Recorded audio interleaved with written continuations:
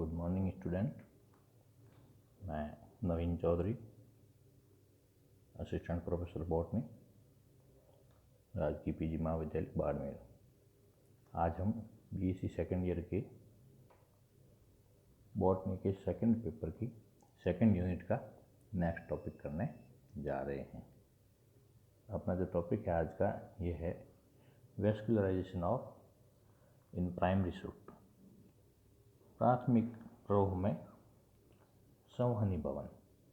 संवहनी भवन से तात्पर्य है कि जो शीर्ष विभ्युतक है इसकी कोशिकाएं डिफ्रेंशिएट होकर यानी विभेदन होकर अलग अलग कार्य के हिसाब से अलग अलग उत्तकों में परिवर्तित हो जाती है और संवहन उत्तक का संपूर्ण संवहन उत्तक का निर्माण करती है।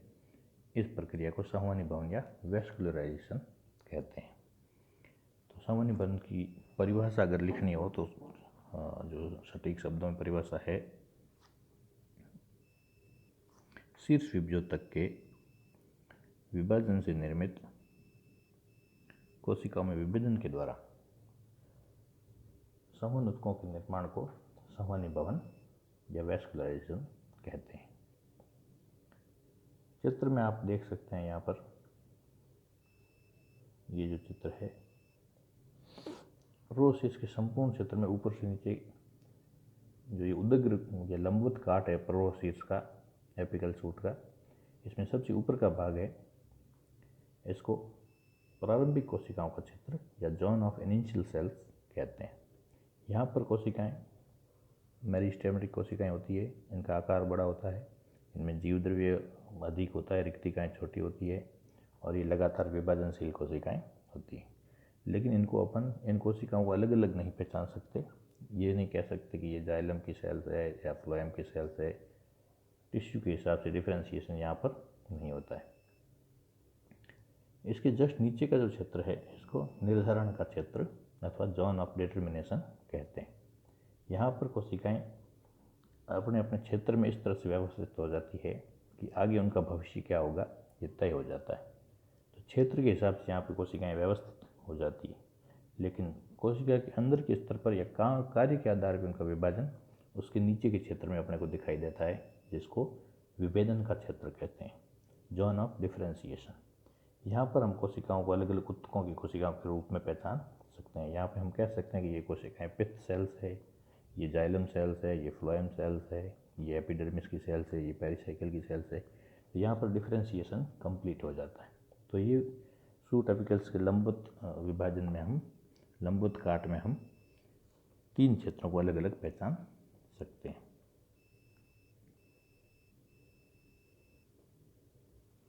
अब द्विबीजपत्री और एक बीजपत्री पादपों में संवहनी भवन या डिफ्रेंशिएशन है वो थोड़ा अलग अलग प्रकार से होता है, क्योंकि इनकी जो संवहन पूल है या तना की जो आंतरिक संरचना है वो अलग अलग प्रकार की होती है। तो पहले अपन देखते हैं vascularisation of primary suit in dicot. द्विबीजपत्री पादपों के तनों के शीर्ष में किस प्रकार से संवहनी भवन होता है।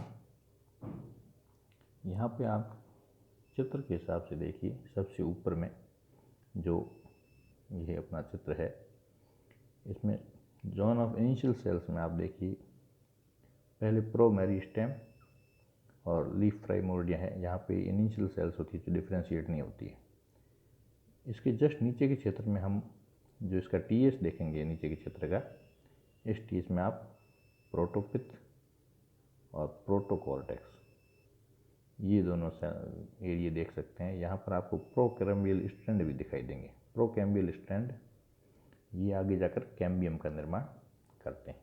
यहाँ पर ये इनिशियल जोन है यानी शीर्ष का क्षेत्र है। यहाँ पे कोशिकाएं आपको पूर्णतः विभाजित या जो है उत्तकों में बंटी हुई नहीं दिखाई देगी, इसलिए इनको प्रो कहा गया, यानी प्रोपिथ, प्रोटोकॉर्टेक्स और प्रोकैम्बियल स्ट्रैंड्स।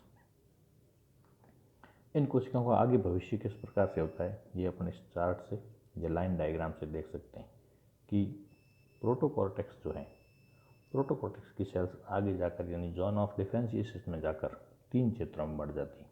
सबसे बाहर की जो सेल्स है वो एपिडर्मिस बनाएगी, उससे जस्ट अंदर की सेल्स वो कॉर्टेक्स में विभेदित हो जाती है और उससे अंदर की सेल्स वो एंडोडर्मिस में विभेदित हो जाती है। एंडोडर्मिस की सेल्स को अपन कैस्पेरियन थिकनिंग से पहचान सकते हैं। ये एंडोडर्मिस की सेल्स की एक विशेषता है। कभी कभी सवाल पूछते हैं कैस्पेरियन थिकनिंग किस जॉन की क्षेत्र की सेल्स में पाई जाती है, तो हम कहेंगे एंडोडर्मिस की जो सेल्स है वो कैस्पेरियन थिकनिंग युक्त होती है। दूसरा जो रिंग मेरिस्टेम, जिसमें अपने को प्रोकैम्बियल स्टेंट या प्रोकैम्बियल रिंग भी इसको कहते हैं। प्रोकैम्बियल स्टेंट शुरू में दो भागों में, एक आउटर साइड में और एक इनर साइड में विभाजित करते हैं। तो पौधे के बाहर की तरफ, तने के बाहर की तरफ जो इनका विभाजन होगा, उन सेल्स वो सेल्स आगे बढ़कर प्राइमरी फ्लोएम बनाएगी। इनर साइड की सेल्स प्राइमरी जाइलम बनाएगी। प्राइमरी फ्लोएम से जस्ट बाहर की तरफ पेरिसाइकल्स की सेल्स का डेवलपमेंट होगा। पेरिसाइकल्स संवन पूल के सबसे बाहर की बाउंड्री होती है, यानी संवन पूल का बाहरी सीमा जो है वो पेरिसाइकिल निर्धारित करती है। पेरिसाइकिल संवन पूल का ही भाग है और पेरिसाइकिल से ही जो है पार्श्व मूल वगैरह इनकी उत्पत्ति होती है जड़ों में। अब जो प्राइमरी फ्लोएम है, प्राइमरी फ्लोएम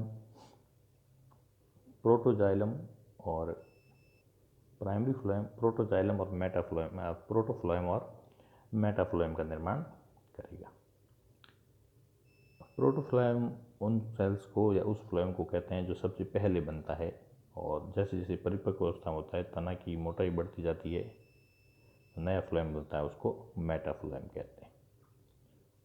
फ्लोएम के जो 4 अलग अलग हिस्से हैं, ये बाद में जो जोन ऑफ डिफ्रेंशिएशन है वहाँ पर स्पष्ट दिखाई देते हैं। वहाँ पर कोशिकाओं का आकार उनके कार्य के हिसाब से बन जाता है, कोशिकाओं की शेप बदल जाती है और वो अलग अलग कार्य के लिए निर्धारित हो जाती है। यहाँ पर अपन सेल्स को sieve tube, companion cells, phloem fibre और फ्लोएम पैरेन्काइमा, इन 4 फ्लोएम टिश्यूज में अलग अलग पहचान सकते हैं। तो इस तरह से फ्लोएम का कंप्लीट जो है डिफ्रेंशिएशन या विभेदन हो जाता है। इसी तरह इनर साइड में जो डेवलपमेंट होता है जाइलम का, प्राइमरी जाइलम का, प्राइमरी जाइलम अंदर की तरफ प्रोटोजाइलम बनाएगा, बाहर की तरफ मेटाजाइलम बनाएगा। प्रोटोजाइलम जो सबसे प्रारंभ में बनता है और बाद में जो बड़ी वेसल्स या बाद में जो फ्लोएम जाइलम डेवलप होता है वो मेटाजाइलम कहलाता है। मेटाजाइलम आउटर साइड में होगा, प्रोटोजाइलम इनर साइड में होगा। आगे चलकर यहाँ पे प्रोटोजाइलम और मेटाजाइलम की सेल्स को अपन देखेंगे तो उनमें डिफ्रेंशिएशन क्लियर दिखाई देगा। हमें वेसल्स की सेल्स दिखाई देगी, ट्रैकेट्स होंगे, जाइलम फाइबर होंगे और जाइलम पैरेन्काइमा होंगे। यानी इन 4 जाइलमी तत्वों को हम जोन ऑफ डिफ्रेंशिएशन में या परिपक्व क्षेत्र में अलग अलग पहचान सकते हैं। तो इस तरह से द्विबीजपत्री पादपों में शीर्ष बीजपत्री की जो कोशिकाएं, उनका डिफ्रेंशिएशन विभेदन कंप्लीट होता है। इससे क्या है कि पूर्ण संवहन पूल का डेवलपमेंट हो जाता है। इसी घटना को संवहनी भवन या वैस्कुलराइजेशन कहते हैं। चित्र में हम इस चीज़ को स्टेप बाय स्टेप समझ सकते हैं कि सबसे ऊपर की जो इनिशियल सेल है, यहाँ पर डिफ्रेंशिएशन नहीं है। उसके बाद में जो प्रोटोपेथ या प्रोटोसेल्स बनती है, प्रोटोकोर्टेक्स होता है, प्रोकैम्बियल स्ट्रैंड होते हैं। ये आगे चलकर देखो धीरे धीरे डिफ्रेंशिएट होते होते बाद में कैम्बियल रिंग पूरी बन जाती है। पूरी कैम्बियल रिंग बनने के बाद में बाहर की तरफ फ्लोएम और अंदर की तरफ जाइलम बनने शुरू हो जाते हैं। इनमें हम देख सकते हैं मेटाजाइलम, प्रोटोजाइलम की स्थिति कहाँ है, कैम्बियम की क्या स्थिति है, और आउटर साइड में फ्लोएम देखा जा सकता है, एपिडर्मिस देखी जा सकती है, कॉर्क डेवलप होता है, बिल्कुल सेंटर के अंदर पित्त का डेवलपमेंट होता है। ये बिल्कुल सेंटर की सेल्स है, ये यहाँ पे ये पित्त सेल्स हैं। तो इस तरह से अंतिम स्टेज के अंदर अपने को परिपक्व संवहन पूलों का निर्माण तने के शीर्ष बीजपत्री के नीचे की तरफ दिखाई देता है। यही जो है द्विबीजपत्रियों में संवहनी भवन या वैस्कुलराइजेशन की घटना कहलाती है। तने के अंदर नीचे के जो परिपक्व क्षेत्र है उसमें हमें लीफ ट्रेसेज और लीफ गैप भी दिखाई देंगे। ये भी तने की आंतरिक संरचना का महत्वपूर्ण हिस्सा है। लीफ ट्रेस और लीफ गैप को चित्र द्वारा समझने के लिए हम देखेंगे लीफ ट्रेस और लीफ चित्र इतने में चित्र। यहाँ पर आप देखिए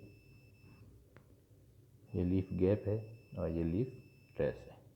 जो संवहन पूल है यानी जाइलम और फ्लोएम की जो कैम्बियम की पूरी रिंग है, जहाँ जाइलम और फ्लोएम के स्टैंड पत्ती की तरफ जाते हैं, जहाँ पर ये जो तने के अंदर की मूल वलय है इससे अलग होकर पत्ती की तरफ जाते हैं, ये कहलाता है लीफ ट्रेस।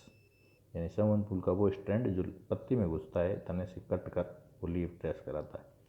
जब ये स्टैंड लीफ की तरफ चला जाता है तो ये मूल तने की जो रिंग है वो डिस्टर्ब हो जाती है, यानी पूर्ण वलय है वो एक जगह से टूट जाती है। तब यहाँ पे इसमें गैप पड़ जाता है, यानी कैम्बियम की वलय पूर्ण वलय में नहीं होगी, इसमें ये गैप हो जाते हैं। इन गैप्स को लीफ गैप कहते हैं। जैसे जैसे एक से अधिक पत्तियों में जाएगी तो यहाँ पे गैप बढ़ते जाएंगे। जितने अधिक लीफ ट्रेसेस होंगे उतने अधिक लीफ गैप होंगे। तो लीफ ट्रेस हो गया वह ब्रांच जो मूल संवहन कैम्बियम वलय से निकलकर पत्ती में संवहन फूलों का जो बंडल जाता है वो लीफ ट्रेस कहलाएगा, और उसकी वजह से जो गैप पड़ेगा वो लीफ गैप कहलाएगा। कई बार पूछते हैं कि लीफ गैप और लीफ ट्रेसेस क्या है, तो ये आप बता सकते हैं। द्विबीजपत्रियों के बाद में अपन देखेंगे एक बीजपत्री पादपों में समानीभवन, यानी मोनोकॉट के अंदर वैस्कुलराइजेशन कैसे होता है, टिश्यू का डिफ्रेंशिएशन होकर किस प्रकार से संवहन पूल बनते हैं।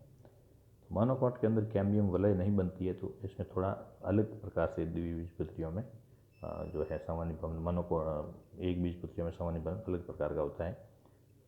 मोनोकॉट के अंदर जो संवहन पूल है ये बरहण उत्तक यानी जो ग्राउंड टिश्यू है, तने का एकदम सेंटर का टिश्यू है, इसके अंदर बिखरे हुए होते हैं। गोल वलय द्विबीजपत्रियों की तरह गोल वलय नहीं होके अलग अलग संवहन पूल बंडल्स में बिखरे हुए रहते हैं। इनकी साइज़ भी अलग अलग होती हैं। इस प्रकार के टिश्यूज आप मक्का के तने के टीएस में, गेहूं के तने के टीएस में देख सकते हैं। इनका जो संवहन पूल है, इनकी विशेषता है कि एक बीजपत्री के संवहन पूल संयुक्त होते हैं, यानी इसमें जाइलम और फ्लोएम एक बंडल में साथ होंगे। समपार्श्विक होते हैं, यानी जाइलम और फ्लोएम पास पास होते हैं और एक पेरिसाइकिल से घिरे रहते हैं।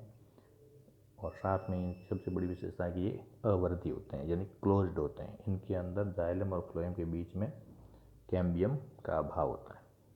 वैस्कुलरी कैम्बियम नहीं होने की वजह से इनमें सेकेंडरी ग्रोथ नहीं होती। इसी कारण मोनोकॉट के जो तने हैं वो मोटाई में वृद्धि नहीं करते हैं। वहीं द्विबीजपत्रियों के पादप अपन देखेंगे कि उनके तनों में लगातार मोटाई में वृद्धि होती रहती है। तो बरहण उत्तक में बिखरे हुए ये संवहन पूल वलय नहीं बनाकर अलग अलग जो है बंडल्स में पूरे टिश्यूज में, पूरे बरहण उत्तक में ग्राउंड टिश्यू में बिखरे हुए होंगे, और इनमें जो सेल्स में परिपक्व होता है, जो प्राइमरी सेल्स में, वो द्विबीजपत्रियों की तरह ही आती है। यहाँ पर अपन जाइलम और फ्लोएम के जो एलिमेंट्स है इनको द्विबीजपत्रियों की तरह ही अलग अलग देख सकते हैं। ये चारों एलिमेंट्स मोनोकॉट में भी पाए जाते हैं। मोनोकॉट की जो जाइलम की वेसल्स है ये थोड़ी आकार में बड़ी और लंबाई में छोटी होती है। तो ये आपकी आज का क्लास है वो पूरी हुई। अगले दिन अपन जो है अगला टॉपिक इसी यूनिट का देखेंगे। धन्यवाद।